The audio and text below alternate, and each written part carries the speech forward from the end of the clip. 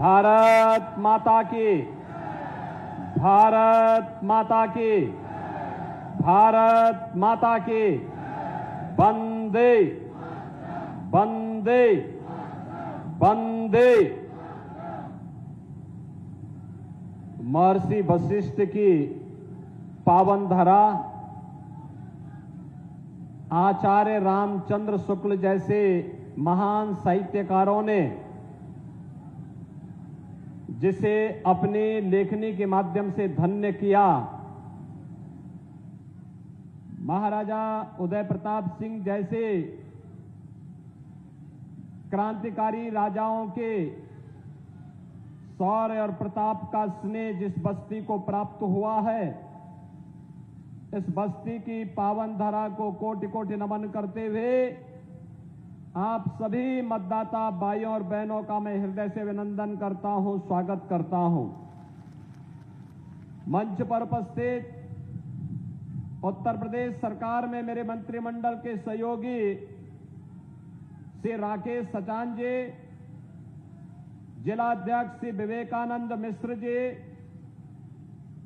लोकप्रिय सांसद और भारतीय जनता पार्टी के प्रत्याशी श्री हरीश द्विवेदी जी, जिला के प्रभारी डॉक्टर समीर सिंह जी, माननीय विधायक श्री लोकेंद्र सिंह जी, आज के इस कार्यक्रम में उपस्थित पूर्व विधायक रवि सोनकर जी, राजकिशोर सिंह जी, राजेंद्र गौड़ जी, अवधेश सिंह जी, नगर पंचायत अध्यक्ष श्रीमती नीलम सिंह राणा जी, जिला अध्यक्ष महिला मोर्चा श्रीमती रोली सिंह जी, राणा नागेश सिंह जी, ब्लॉक प्रमुख अनिल दुबे जी, पूर्व जिलाध्यक्ष श्री सुशील सिंह जी, यशकांत सिंह जी, पवन कसोदन जी, अरविंद पाल जी, बालकृष्ण तिवारी जी, परमानंद सिंह जी, भारतीय जनता पार्टी और सहयोगी दलों के हमारे सभी पदाधिकारीगण, उपस्थित बहनों और भाइयों, लोकसभा चुनाव के छठे चरण के लिए आप सभी बस्ती वासियों से अपील करने के लिए आज मैं विशेष रूप से बस्ती में आया हूं।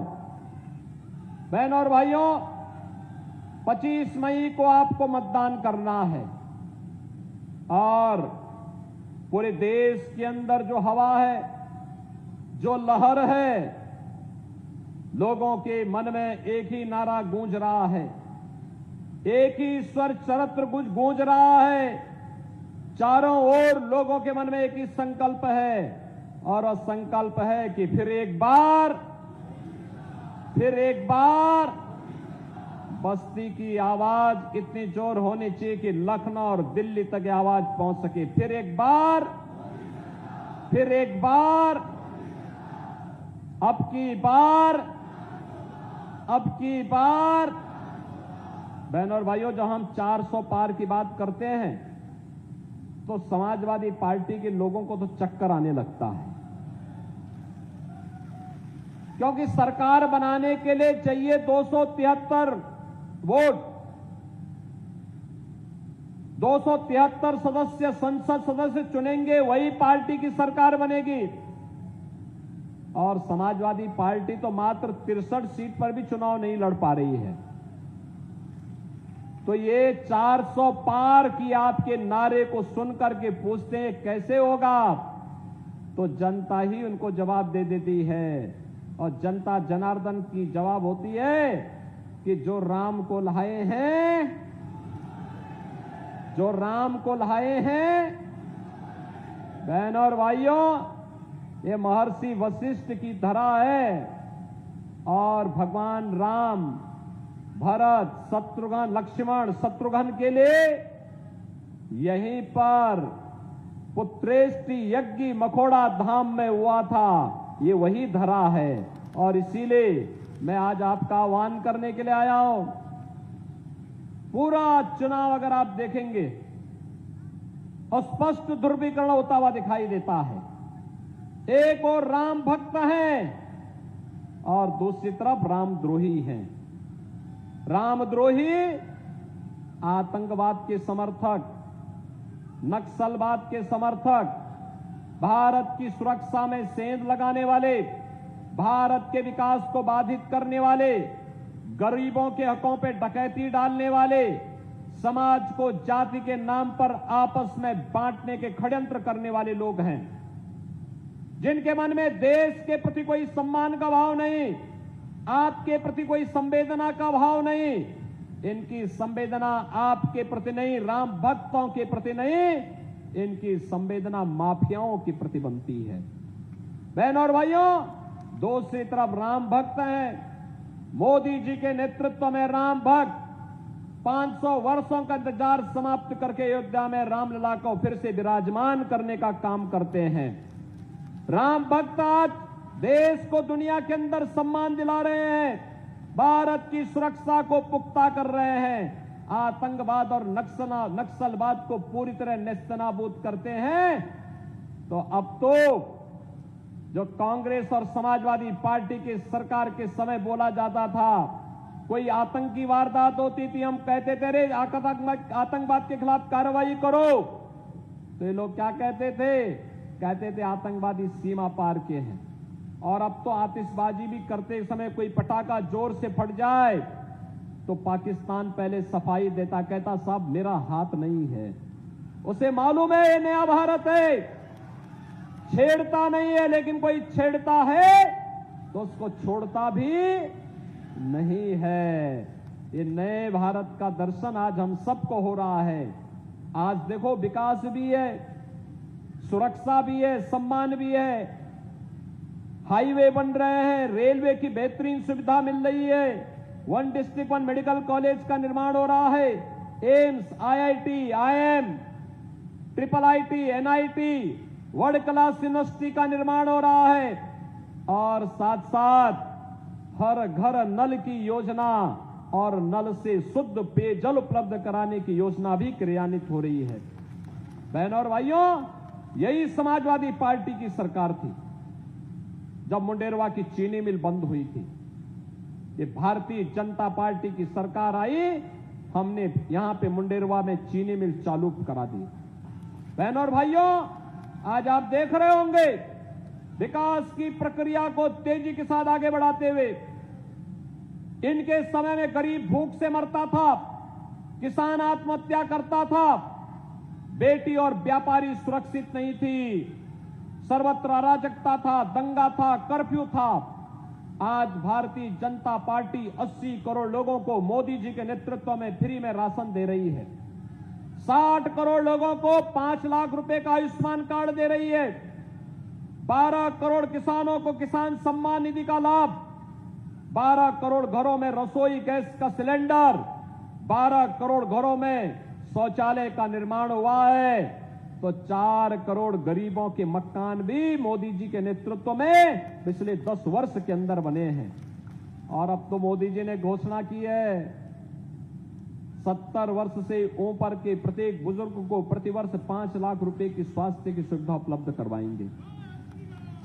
बहनों और भाइयों, राशन की सुविधा आगे 5 वर्ष तक प्राप्त होती रहेगी।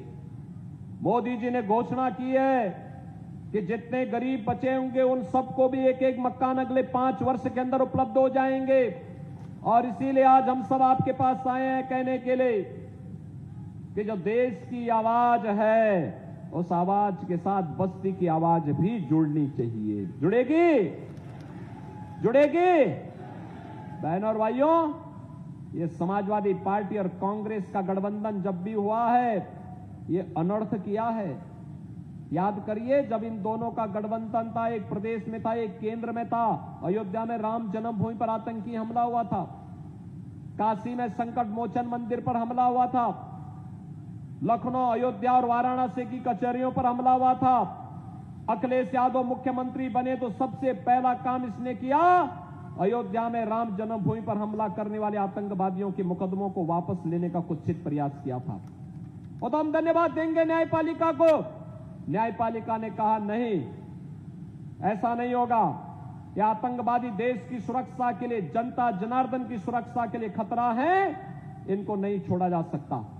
बहनों और भाइयों, ये आतंकवादियों के समर्थक हैं, आपने देखा होगा एक तरफ राम भक्तों पर गोली चलाते हैं और दूसरी तरफ आतंकवादियों के मुकदमों को वापस लेते हैं। कोई गरीब जब आत्महत्या करता था, भूख से मरता था, इनकी संवेदना नहीं थी।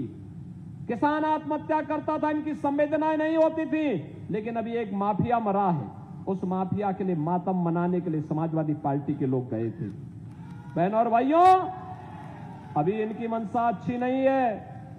मैं तो आपसे कहने के लिए आया हूं आज, और वह कहने के लिए आया हूं कि कांग्रेस और समाजवादी पार्टी का जो अनर्थकारी गठबंधन है, यह गठबंधन अब भारत की सुरक्षा पे सेंध लगाने के साथ साथ आपकी प्रॉपर्टी पर भी सेंध लगाने की तैयारी कर चुका है।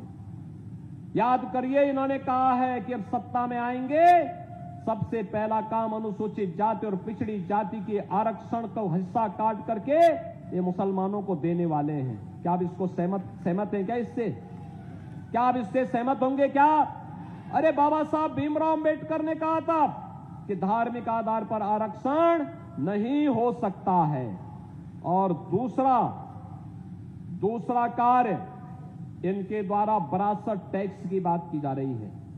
ये विरासत टैक्स इतना खतरनाक है, आपके बाप दादों की, आपके पूर्वजों की जो संपत्ति होगी, उनमें से आधा समाजवादी पार्टी और कांग्रेस के लोग ले लेंगे और फिर इसका बंदर बांट करेंगे। क्या आप इसको स्वीकार करेंगे? क्या आपके पूर्वजों की संपत्ति को कोई कब्जा कर लेगा? क्या आप इसको स्वीकार करेंगे? क्या ये तो लगता है इनके अंदर औरंगजेब की आत्मा घुस गई है। औरंगजेब मुगलों का सबसे क्रूर बादशाह था। बहनों और भाइयों, इतना क्रूर था कि उसने अपने भाई की हत्या की, अपने पिता को कैद कर दिया। उसका पिता शाहजहां एक एक बूंद पानी के लिए तरस तरस करके, तड़प तड़प करके मर गया था। उसने अपनी जीवनी में लिखी है, और किसी को पढ़ना है पटना की खुदा बख्त लाइब्रेरी में जाकर के पढ़े। शाहजहां कहता है कि औरंगजेब जैसा कमबख्त पुत्र किसी को पैदा न हो, जिसने जीते जी मुझे पानी के लिए तरसाया है। उसने कहा था इससे अच्छा तो वह हिंदू है जो अपने बुजुर्गों को, बड़े बुजुर्गों को सम्मान करता है और मरने के बाद सरात और तर्पण करके अपने पितरों को जल देने का काम करता है। बहनों और भाइयों, औरंगजेब ने जजिया कर लगाया था, हिंदुओं के लिए कहा था या तो जजिया कर दो या मुसलमान बनो। लेकिन बहनों और भाइयों, ये जो विरासत टैक्स है कांग्रेस का, ये हिंदुओं पर औरंगजेब का जजिया कर है। हमें जजिया कर नहीं स्वीकार करना है, नहीं करना है। और हमने तय किया है भारतीय जनता पार्टी इसके खिलाफ लड़ेगी, और इसका लड़ाई का मंत्र तो आपके पास है। एक वोट, आपका एक वोट इनको निरुत्तर कर देगा, इनके मंसूबों पर पानी फेर देगा, इनकी राष्ट्र विरोधी और आतंकवादी पोषक गतिविधियों को पूरी तरह समाप्त कर देगा। और इसीलिए आज मैं बस्ती की जनता जनार्दन से अपील करने के लिए आया हूं। बहनों और भाइयों, कोई सोचता था बस्ती में इतनी सुविधाएं होंगी? अब तो बस्ती नगर के अंदर भी 4 लेन की सड़कें हम बना रहे हैं, बस्ती के अंदर भी हम कनेक्टिविटी बेहतर कर रहे हैं। बस्ती के लिए तो दोनों हाथों में लड्डू है, इधर गोरखपुर का एयरपोर्ट, इधर अयोध्या का एयरपोर्ट, उधर एम्स और यहां मेडिकल कॉलेज, सिद्धार्थनगर में माधव बाबू के नाम पर मेडिकल कॉलेज, यहां महर्षि वशिष्ठ के नाम पे मेडिकल कॉलेज, यहां पे मुंडेरवा चीनी मिल भी चल रही है। और अन्य विकास के कार्यों को तेजी के साथ आगे बढ़ाने के लिए अटल आवासीय विद्यालय भी भारतीय जनता पार्टी आप सबको दे रही है, जिसमें अनाथ और श्रमिकों के बच्चों को पढ़ाया जा रहा है। और इसीलिए मैं आपसे कहने के लिए आया हूं, भारतीय जनता पार्टी ने अपने लोकप्रिय सांसद श्री हरीश द्विवेदी को फिर से अपना प्रत्याशी बनाकर के आपके बीच उतारा है। हरीश द्विवेदी चुनाव जीत के जाएंगे, चुनाव जिता करके भेजेंगे हरीश द्विवेदी को। दोनों हाथ ला करके मुझे बताओ, दोनों हाथ ला करके, जहां तक मेरी आवाज जा रही है दोनों हाथ उठने चाहिए। इस बार की आवाज से भी दोनों हाथ लाओ जहां तक आवाज जा रही है। लेकिन बहनों और भाइयों, चुनाव जिताने के लिए 3 दिन बाकी है, आपको कुछ कार्य करने होंगे, करेंगे? मेरी बात मानेंगे?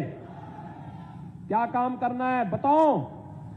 पहला काम, आप में से हर व्यक्ति 5-5 घर जनसंपर्क करने के लिए जाएगा। उन लोगों को मेरा संदेशा देगा कि राम भक्तों की सरकार फिर से बननी है और जो देश की आवाज है कि जो राम को लाए हैं हम उनको लाएंगे, इस आवाज के साथ लोगों को जोड़ना। जोड़ेंगे। आप में से हर व्यक्ति 15 घरों में कमल खिलाने का काम करेगा और चुनाव के दिन उन 15 घरों को मतदान केंद्र में ले जाकर के मतदान कराना है 10 बजे के अंदर। करा देंगे, करेंगे। सभी लोग सहमत हैं? अरे आपसे ज्यादा उत्साह इन माताओं और बहनों में है। आपको लगता है कि ज्यादा गर्मी लग जा रही है क्या?